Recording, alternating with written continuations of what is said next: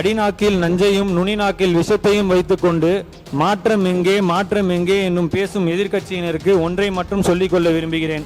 அந்த முதியவர் வாழ ஆசைப்பட்டார் அல்லவா, அதுதான் மாற்றம்.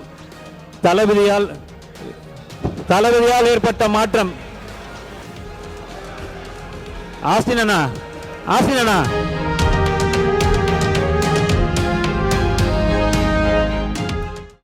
எதிர்க்கட்சியினரோ அவர்களின் தூண்டுதலில் ஜென்சி கூட்டம் நடத்தலாம்.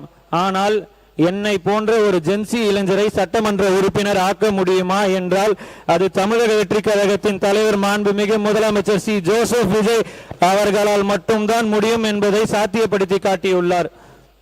தமிழக வெற்றி கழகத்தின் கொள்கை தலைவர்களுள் ஒருவரான சட்டமேதை புரட்சியாளர் அம்பேத்கர் அவர்களின் கற்பி ஒன்று சேர் அரசியல் பழகு, அதன் வழி தளபதி எங்கள் அனைவருக்கும் அரசியல் கற்பித்தார். மக்களையும் எங்களையும் ஒன்று சேர்த்தார். இப்போது மக்கள் ஆட்சியில் புரட்சி செய்து கொண்டிருக்கிறார். இதுதான் ஓஜி சமூக நீதி மாடல்.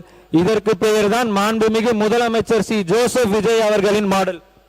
மாண்புமிகு பேரவைத் தலைவர் அவர்களே, 2026-2027 ஆண்டிற்கான தமிழக திருத்த பட்ஜெட்டை நிதியமைச்சர் அவர்கள் தாக்கல் செய்துள்ளார். நீண்ட வருடங்களாக மக்களுக்கான வெளிப்படையான திட்டங்கள் வருமா என்று காத்திருந்த தமிழக மக்களுக்கு இந்த பட்ஜெட் தாகம் தணிக்கக்கூடிய வகையில் அமைந்திருக்கிறது.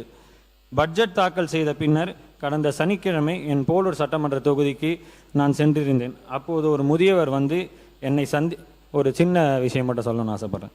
ஒரு முதியவர் என் கையை பிடித்து கொண்டு, அவரை நீ என் பேர மாதிரி இருக்கையா, நான் என் வாழ்காலத்தில் நான் நிறைய முதலமைச்சர்களை பார்த்துருக்கேன், ஆனால் இப்போ பார்க்குற முதலமைச்சர் எனக்கு எம்ஜிஆரை பார்க்குற மாதிரியே இருக்கு.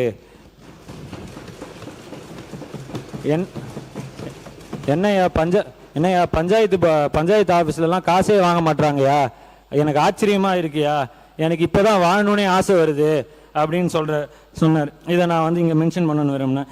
இப்போது எனக்கு ரொம்ப நாள் வாழணும்னு ஆசையாக இருக்கு என்று கண்ணீர் மல்க அவர் என்கிடம் கூறினார். அடிநாக்கில் நஞ்சையும் நுனிநாக்கில் விஷத்தையும் வைத்துக்கொண்டு மாற்றம் எங்கே என்னும் பேசும் எதிர்க்கட்சியினருக்கு ஒன்றை மட்டும் சொல்லிக்கொள்ள விரும்புகிறேன். அந்த முதியவர் வாழ ஆசைப்பட்டார் அல்லவா, அதுதான் மாற்றம். தளபதியால் ஏற்பட்ட மாற்றம். ஆஸ்தினா